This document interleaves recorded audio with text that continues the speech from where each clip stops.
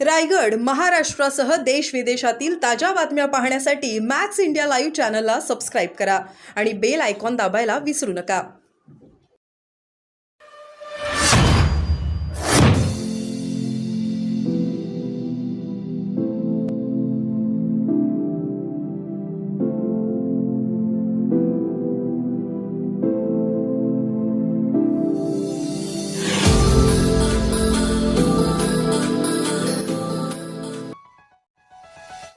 रायगडात महायुतीत संघर्षाची ठिणगी. रायगडच्या श्रीवर्धन मतदारसंघात आदिती तटकरेंना शिवसेनेचे आव्हान. आदिती तटकरे यांच्या विरोधात शिवसेना शिंदे गटाचे रायगड जिल्हा अध्यक्ष प्रमोद घोसाळकर निवडणूक रिंगणात उतरणार. कर्जत मतदारसंघात राष्ट्रवादीकडून महायुतीचा धर्म पाळला जात नसल्याचा आमदार महेंद्र थोरवे यांचा संताप. विश्वासघात होण्याची भीती. कार्यकर्त्यांनो गाफील राहू नका. पक्ष संघटना वाढविण्यासाठी जोमाने कामाला लागा. आमदार महेंद्र थोरवे यांचे शिवसैनिकांना आवाहन. रायगड जिल्ह्यासह राज्यात शिवसेना, भाजप, राष्ट्रवादी, RPI महायुतीची सत्ता आहे. मात्र रायगडात पुन्हा महायुतीतील शिवसेना शिंदे गट आणि राष्ट्रवादी अजित पवार गटात संघर्षाची ठिणगी पडली आहे. कर्जत मतदारसंघात विधानसभा लढविण्यासाठी राष्ट्रवादीचा उमेदवार तयारीत असल्याने शिवसेना आमदार महेंद्र थोरवे संतप्त झालेत. राष्ट्रवादी जर महायुतीचा धर्म पाळत नसेल, आम्ही श्रीवर्धन मतदारसंघात प्रमोद घोसाळकर यांना उमेदवारी देण्याची घोषणा केली. प्रसंगी मुख्यमंत्री यांचे पाय धरू, पण उमेदवारी प्रमोद घोसाळकर यांना मिळवून देऊ. प्रमोद घोसाळकर यांच्या वाढदिवशी त्यांच्या उमेदवारीची घोषणा करण्यात आली. कुटील नीती आणि गद्दारी खपवून घेणार नाही असा आक्रमक पवित्रा आमदार थोरवे यांनी घेतलाय. त्यामुळे रायगडच्या महायुतीत संघर्षाची ठिणगी पडली असून महायुतीत बिघाडी होण्याची चिन्ह दिसत आहेत.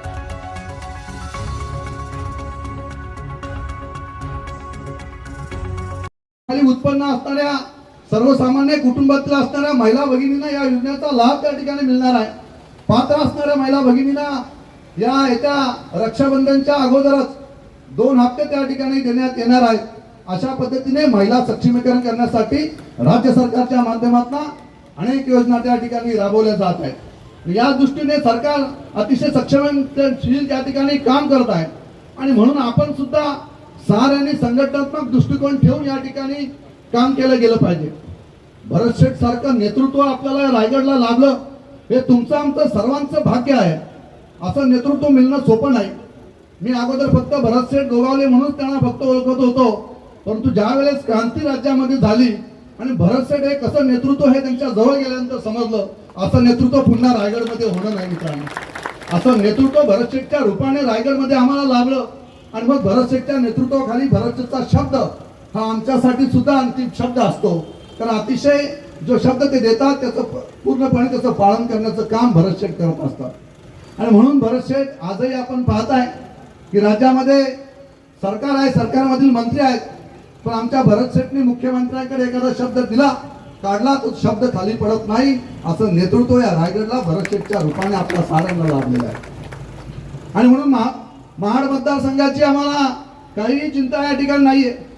लोकसभेचे मी तुम्हाला मागाशी सांगितलं की लोकसभेची परिस्थिती फार वेगळी होती. रायगडची परिस्थिती तर अतिशय बिकट होती, परंतु माझ्या शिवसेनेच्या सगळ्याच आमदारांनी एकत्रपणे येऊन, भारतीय जनता पार्टीच्या आमदारांनी एकत्रपणे येऊन, राष्ट्रवादीने एकत्रपणे येऊन या ठिकाणी प्रामाणिकपणे काम केलं. सगळ्याच आमदारांनी प्रामाणिकपणे या ठिकाणी काम केलं गेलं. म्हणून या ठिकाणी ऐतिहासिक विजय या ठिकाणी रायगड मतदारसंघामध्ये आपल्याला त्या ठिकाणी संपादित करता आला. परंतु हीच परिस्थिती आमच्या मावळ मतदारसंघामध्ये महायुतीच्या राष्ट्रवादीने पाळली गेलेली नाहीये. राष्ट्रवादीने त्या ठिकाणी नक्कीच आमच्या उमेदवाराचं काम केलेलं नाही. हे जाहीरपणे आम्ही त्याही वेळेला आमच्या खासदारांनीही सांगितलंय, आजही आम्ही त्या ठिकाणी सांगतोय की महायुतीमध्ये असणाऱ्या राष्ट्रवादींनी त्या ठिकाणी महायुतीच्या उमेदवाराचं काम केलेलं नव्हतं. आणि म्हणून मी भरत शेठना सांगितलं की भरत शेठ आपण साऱ्यांनी प्रामाणिकपणे काम केलं. आपण उमेदवार सुद्धा राष्ट्रवादीचा आपण त्या ठिकाणी तटकरे साहेबांना निवडून आणलेला आहे, परंतु जिल्ह्यामध्ये या साऱ्या नेत्यांनी एकत्रपणे येऊन महायुतीचा धर्म भविष्यामध्ये पाळला गेला पाहिजे. लोकसभेला आपण या ठिकाणी प्रामाणिकपणे काम केलं, परंतु आज जर परिस्थिती पाहिली विधानसभेची तर कर्जत मतदारसंघामध्ये राष्ट्रवादीचा घोषित उमेदवार झालेला आहे. म्हणजे महायुती असताना सुद्धा अशा पद्धतीने लपंडाव पाठीत वार करण्याचं काम त्या ठिकाणी सुरू झालेलं आहे मित्रांनो. आणि म्हणून मी दक्षिण रायगडला भेट द्यायला आलेलो आहे. तर यासाठी झालेलं आहे भरत शेठ की जर या मतदारसंघामध्ये महाड मतदारसंघ तर आम्ही कसाही खेचून आणूच, पण श्रीवर्धन मतदारसंघ सुद्धा शिवसेनेचा बालेकिल्ला होता हे विसरता कामा नये. या मतदारसंघातून सुद्धा श्याम सावंत असतील, सुरेश साहेब असतील, 4 वेळा शिवसेनेचा आमदार म्हणून या मतदारसंघातून निवडून गेलेले आहेत.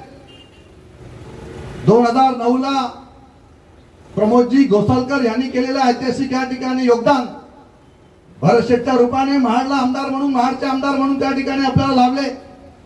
आणि 2014 ला 77 मतांनी शिवसेनेचा थोडक्यात झालेला पराभव तो प्रमोदजी घोसालकर आपल्या साऱ्यांच्या जिव्हारी त्या ठिकाणी लागलेला आहे.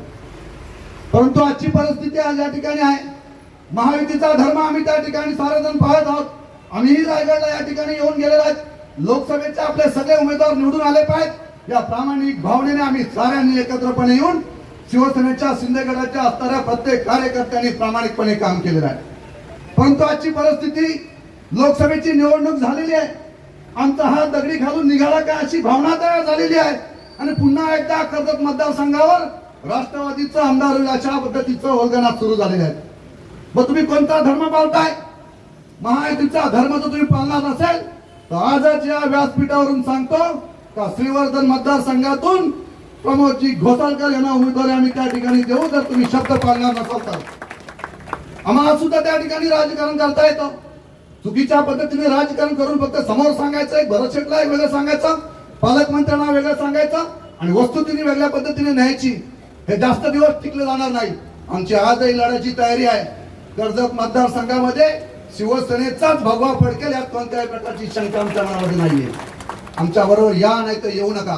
तुम्ही महायुतीचा धर्म पाळा आम्ही या ठिकाणी सांगायलाच आम्ही या ठिकाणी आलेलो आहोत.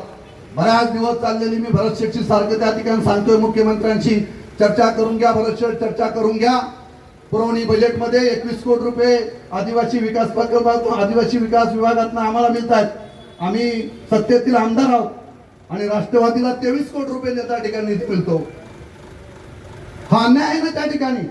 मग आम्ही आमदार म्हणून प्रत्येक ठिकाणी आम्ही त्या ठिकाणी सांगतोय की अशा पद्धतीने चाललेली ही आतील असणारी कुटीव नीती आहे आणि ही कुटीव नीती संपूर्ण दक्षिण रायगड ओळखून आहे, उत्तर रायगड सुद्धा ओळखून आहे. त्यामुळे काळजी करण्याचं कारण नाही. प्रमोदजी घोसालकर तुमच्या वाढदिवसाच्या अभिष्टचिंतन सोहळा या ठिकाणी साजरा होत असताना मी नक्कीच मुख्यमंत्र्यांचे मला पाय धरायला लागले चालतील, पण जर आमच्याशी गद्दारी झाली तर मात्र श्रीवर्धन मतदारसंघामध्ये प्रमोदजी घोसालकर तुम्हाला नक्कीच आम्ही त्या ठिकाणी उभं करू. आम्ही सुद्धा शिवसेना या ठिकाणी वाढवलेली आहे. शिवसैनिक म्हणून माझे अनेक कार्यकर्ते या ठिकाणी काम करत आहेत. तुम्ही आमच्याशी बेईमानी करणार असाल तर तुम्हाला सुद्धा दशात कसे उत्तर देण्याचं काम आम्ही या ठिकाणी नक्कीच रायगडमध्ये केलं जाईल. प्रत्येक वेळेला तुम्ही फक्त विश्वासघात गोड बोलून करत असता आणि हे आमच्या सगळ्यांसमोर आहे, स्पष्ट आहे. मी आज भरत शेठ मला बोलले होते का तुम्ही काय बोलू नका, पण भरत शेठ माझ्या डोक्यावरून पाणी गेलेलं आहे. त्यामुळे आम्ही त्या गोष्टीची तमा बाळगत नाही. ज्याला लढायचे त्यांनी आमच्याशी लढावं, त्या ठिकाणी आमची सगळ्या गोष्टीची तयारी आहे. फक्त माझी प्रत्येक कार्यकर्त्याला या ठिकाणी विनंती आहे, महाड मतदारसंघ हा छत्रपती शिवाजी महाराजांच्या पदस्पर्शाने पावन झालेला मतदारसंघ आहे. जसा रायगड जिल्हा आहे तसा महाड मतदारसंघ आहे आणि भरत शेठ यांना लोकसभेमध्ये आपण साऱ्यांनी पाहिलेलं आहे. आणि म्हणून माझ्या प्रत्येक कार्यकर्त्याला या ठिकाणी विनंती आहे की महाड मतदारसंघामध्ये सुद्धा गाफील राहू नका, कारण आपल्याशी विश्वासघात होऊ शकतो. त्याची प्रत्येक कार्यकर्त्यांनी त्या ठिकाणी काळजी घेऊन भरत शेठ यांना मोठ्या प्रचंड बहुमताने आपण विजयी करा, तर तीच खऱ्या अर्थाने आपल्या सगळ्यांना देणारी संजीवनी आहे. भरत शेठ ही रायगड जिल्ह्याची संजीवनी आहे.